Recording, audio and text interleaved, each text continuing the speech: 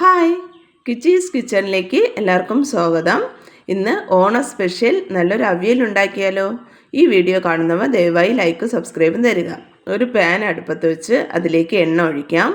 എണ്ണ നന്നായി ചൂടായി വരുമ്പോൾ കടുകിടാം. കടുക് നന്നായി പൊട്ടി വരുമ്പോൾ കറി ലീഫ് ഉള്ളവർക്ക് ഇടാം. എൻ്റെ ഇവിടെ കറി ലീഫ് ഇല്ല, അതുകൊണ്ട് ഞാൻ വെജിറ്റബിൾ ആഡ് ചെയ്യുകയാണ്. ഇതാ നന്നായി നീളത്തിന് അരിഞ്ഞു വെച്ചിരിക്കുന്ന വെള്ളരിക്ക, ക്യാരറ്റ്, ഉരുളക്കിഴങ്ങ്, മുരിങ്ങയ്ക്ക, വഴുതനങ്ങ, അമരയ്ക്ക, പടവലങ്ങ, ഏത്തയ്ക്ക, പിന്നെ ഞാൻ ഒരു ചെറിയ കഷ്ണം സവാളയും കൂടെ ഇടുന്നുണ്ട്. സവാള ഇട്ടാൽ നല്ല ടേസ്റ്റ് ആയിരിക്കും, അതുകൊണ്ട് ഇടുന്നതാണ്. ഇനി ഇതിലേക്ക് നീളത്തിന് അരിഞ്ഞു വെച്ചിരിക്കുന്ന തക്കാളി, പച്ചമുളക് എന്നിവയും കൂടെ ആഡ് ചെയ്ത് ആവശ്യത്തിന് ഉപ്പും ഇട്ട് ജസ്റ്റ് ഒന്ന് വഴറ്റിയതിന് ശേഷം നമുക്കിത് അടച്ചു വെച്ച് വേവിക്കാം. വെള്ളമൊന്നും ചേർക്കണ്ട. അടച്ചു വയ്ക്കുമ്പോഴത്തേക്ക് ആവി ഇറങ്ങി ആ ആവിയിൽ കിടന്ന് തന്നെ നല്ലതുപോലെ വെന്തോളും.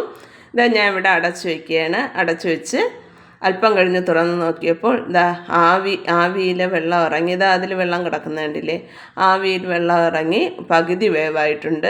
ഇനി നമുക്ക് അടച്ചു വയ്ക്കണ്ട. നന്നായി ഒന്ന് വഴറ്റിയതിന് ശേഷം തുറന്ന് വെച്ച് തന്നെ വേവിക്കാം.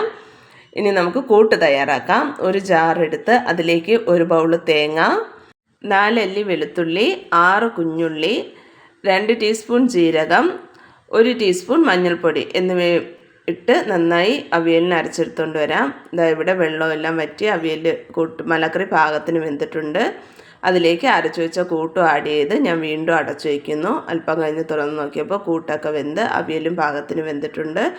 അവിയലിൻ്റെ മലക്കറി നല്ലതുപോലെ വെന്തുടഞ്ഞ് കൂട്ടുമായി കലങ്ങി വരുന്നത് വലിയ ടേസ്റ്റ് ഉണ്ടാവില്ല. ഇങ്ങനെ പാകത്തിന് തന്നെ വെന്തിരിക്കണം. ഇവിടെ അവിയൽ തയ്യാറാണ്. തുടക്കം ഞാൻ കടുക് താളിച്ചാണ് പച്ചക്കറികൾ ഇട്ടത്. എങ്കിൽ കൂടിയും അവിയൽ റെഡിയാകുമ്പോഴത്തേക്ക് പച്ച വെളിച്ചെണ്ണ ഒഴിച്ച് ഉടനെ തന്നെ അടച്ചു വയ്ക്കുക.